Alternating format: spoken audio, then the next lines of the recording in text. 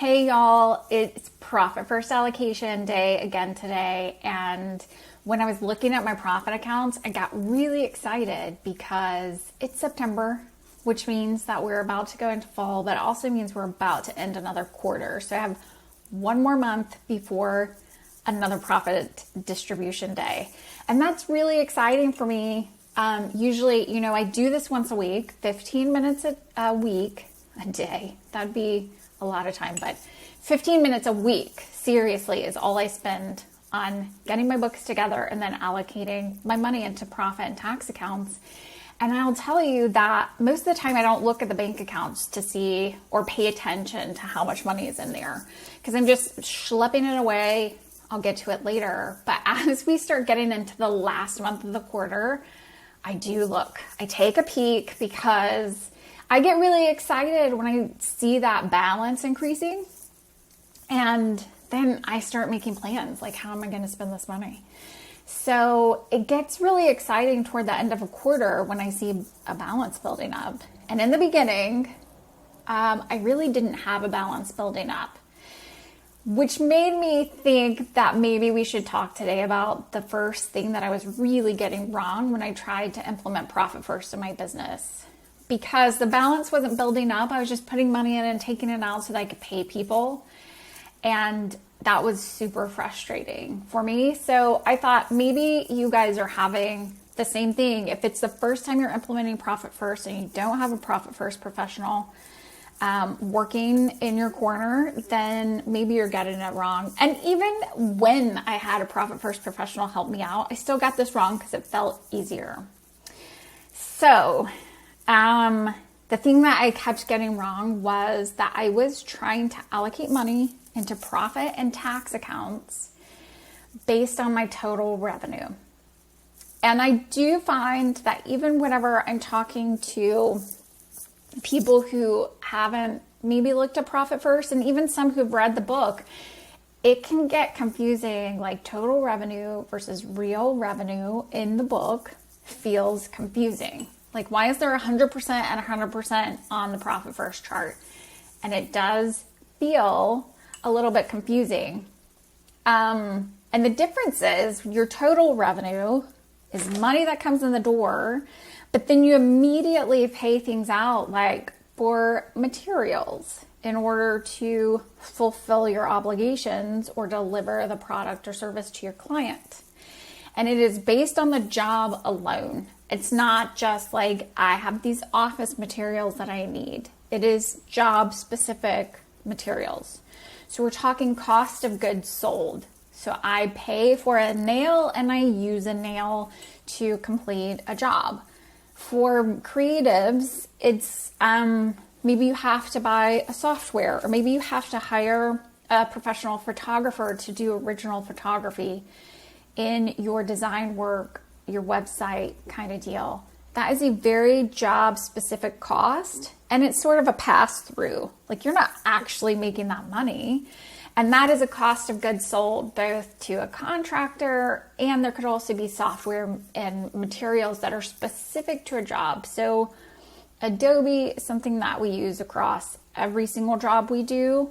That is an operating expense for us.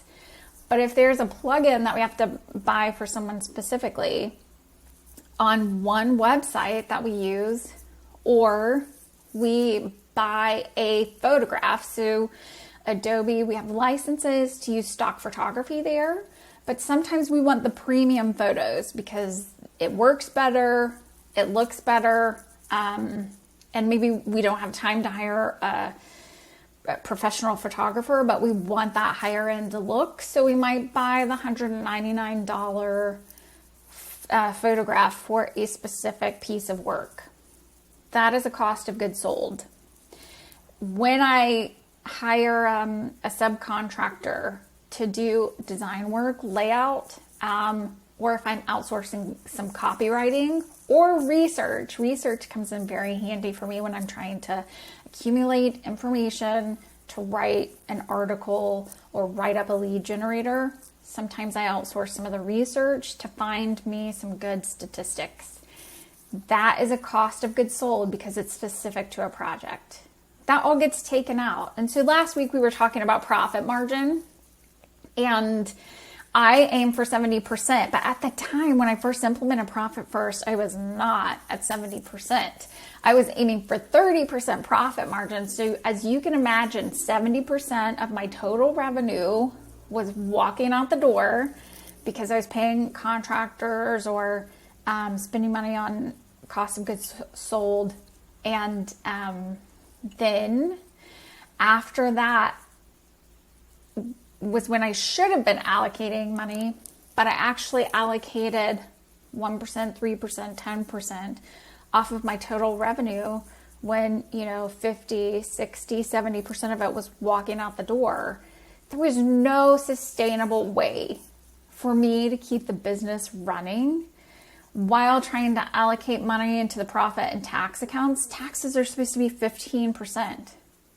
If 70% of it's going out the door and then I'm allocating 15 and 10%, that's 25%. I'm great at math.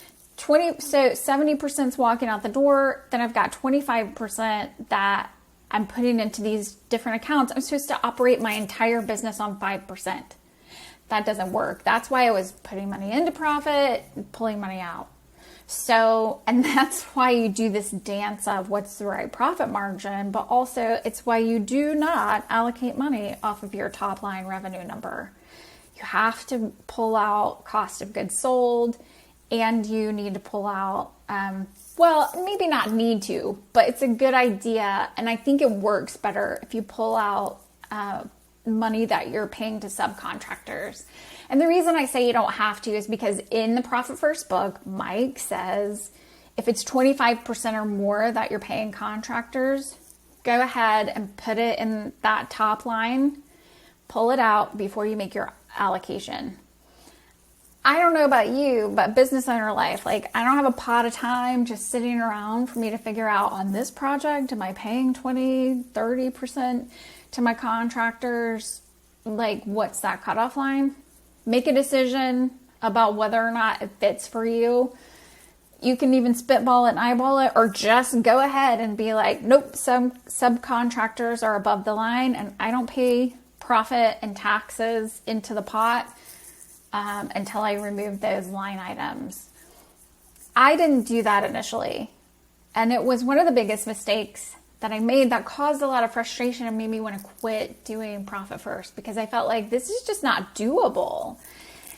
But once I started taking out cost of goods sold and subcontractor expenses, it made Profit First a lot more doable. And what made that super easy was hiring a Profit First professional who put reports into QuickBooks for me that could look at one line item and make allocations off of that, instead of trying to come up with computations myself every week. And it's why that I only spend 15 minutes a week doing Profit First. So I'm super excited because that balance is continuing to grow. It wasn't growing at first. And one of the biggest mistakes I was making was not calculating profit on the right number. And once I started calculating profit on the right number, then, like in the book, I could buy myself an ice cream cone.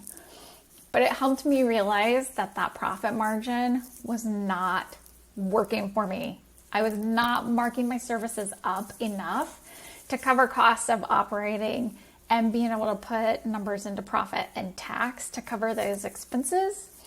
And so it helped me right the ship with pricing.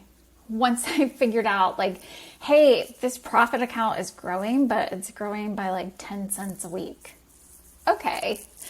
So there's a pricing problem. So just another way for you to figure out if there's a pricing problem, if you're calculating Profit First on the right number. And then a Profit First professional can help you dial that in. They can help you get there faster, but it's not like you can't do this by yourself. This is an easier exercise than you might imagine, and it's setting up some automations, some rules and things in QuickBooks, and setting up some reports that help you see the right numbers so that you can make the right allocations. So that's it for today. I just figured I'd tell you the thing that made me almost quit Profit First is because I was doing it wrong, and it was the biggest thing I got wrong. And I think it is something that can be confusing, but it doesn't have to be. Take your total revenue, take out your cost of goods sold, take out your subcontractor fees. You're left with a number, and that's where you start to make your 1%, 3%, 10% allocation into your profit account and your 15% into your tax account. So hopefully that helps clarify it for you. If you're struggling with getting a balance in the profit first account, you might be making a payment on the wrong number. All right, that's it for today.